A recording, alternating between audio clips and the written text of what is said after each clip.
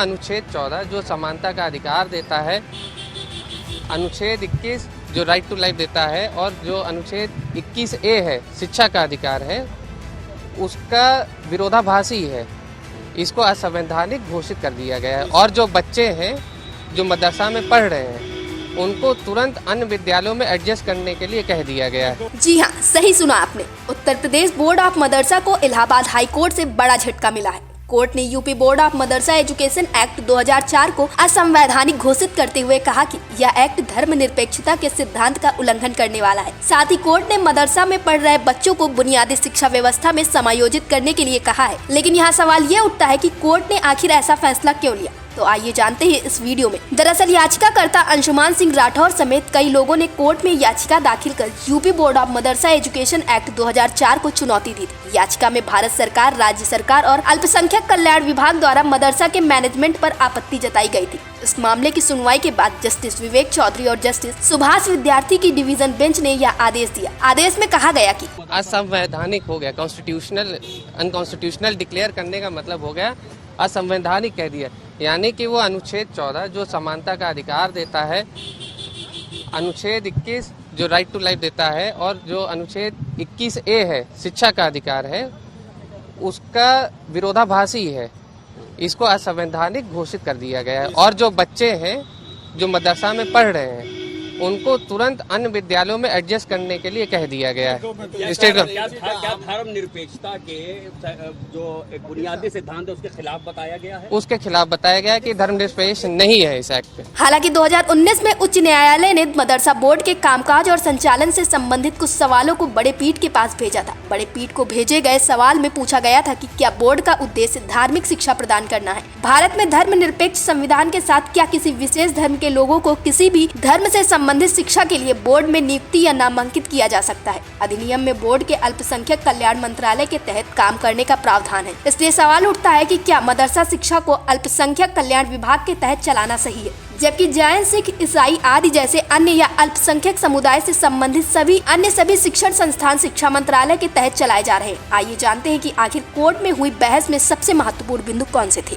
मैं आपको एक बता सकता हूँ, बाकी तो उसमें कई सारी चीजें डील की गई है, बट एक प्रोविजन जो उसका स्पेसिफिक है वो ये है कि जो बोर्ड बनता है, जो आयोग बनता है, जो मान्यता देता है सारे मदरसाओं को, ये जो मदरसा एक्ट है, पहले तो ये जान लीजिए, इससे सिर्फ प्राइमरी या जूनियर या सीनियर एजुकेशन, मतलब कि ये 1 से 5, 6 से 8 या 9 से 12 तक सीमित नहीं है। इस एक्ट में इतनी पावर दे दी गई है कि ये डिग्री कॉलेजों को भी मान्यता देता है। और इस मान्यता को, इन विद्यालयों के सुचारू संचालन को देखने के लिए एक बोर्ड बनाया गया और उसमें धार्मिक विशेष व्यक्तियों को रखा गया। इसको ओपन नहीं रखा गया कि इसमें हर कोई व्यक्ति आ सकता है। इसमें ये कहा गया है कि जो मुस्लिम होंगे वही सदस्य होंगे, और उसमें एक चीज ये जोड़ दी गई कि शिया और सुन्नी के लिए कितनी सीट होगी वो रिजर्व कर दिया गया। ये कहीं नहीं कहा गया कि इसमें अन्य धर्म के लोगों के लिए ओपन रखा जा रहा है। तो एक ये उदाहरण हो गया कि ये अगेंस्ट सेकुलरिज्म है या अगेंस्ट आर्टिकल 14 जो राइट टू इक्वालिटी है उसके अगेंस्ट क्यों हो गया। और आर्टिकल 21A का वायलेशन इसलिए हो गया, जो हमारी बहस का था, कि इसमें फीस लेने के लिए छूट दे रखी गई है। जब आपको सरकारी मद से सहायता दी जा रही है तो फीस लेने का अधिकार आपको नहीं रहता है।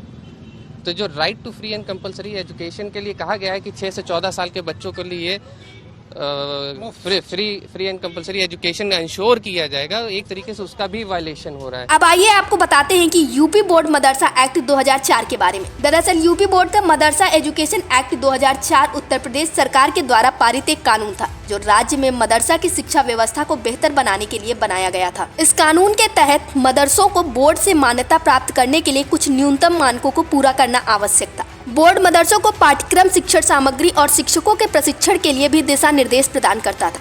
आज कोर्ट का फैसला आया है और 2004 के एक्ट को असंवैधानिक बताया गया है। फैसले से आश्चर्य हुआ है और इसकी समीक्षा की जाएगी। फैसला बड़ा है और तमाम सरकार के लोग इस पर बैठेंगे। सरकार ने एक्ट बनाया है 2004 में, 20 साल बाद उस एक्ट के बारे में फैसला आया है कि असंवैधानिक है। इसकी समीक्षा की जाएगी। सरकार के तमाम पार्ट होते हैं, हम सब भी एक पार्ट हैं, इसको बैठ के समझा जाएगा। हाँ, इस बात का अफसोस ज़रूर है कि हमने, हमारे वकील साथियों ने शायद इस बात को कोर्ट को ठीक से नहीं समझा सके कि सरकारी ग्रांट जो मिलती है वो मदरसों में धार्मिक शिक्षा के लिए नहीं मिलती है।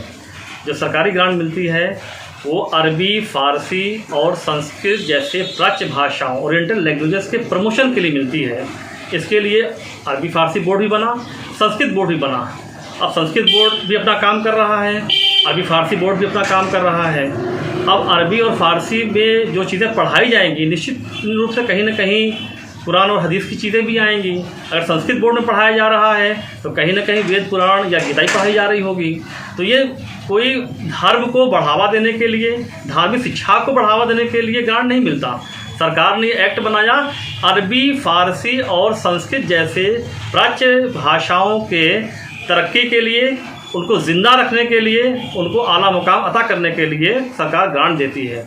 तो ये कहीं ना कहीं इस बात का विश्वास थोड़ा कमज़ोर हुआ कि हमने कहीं समझाने में हमारी चूक हुई है।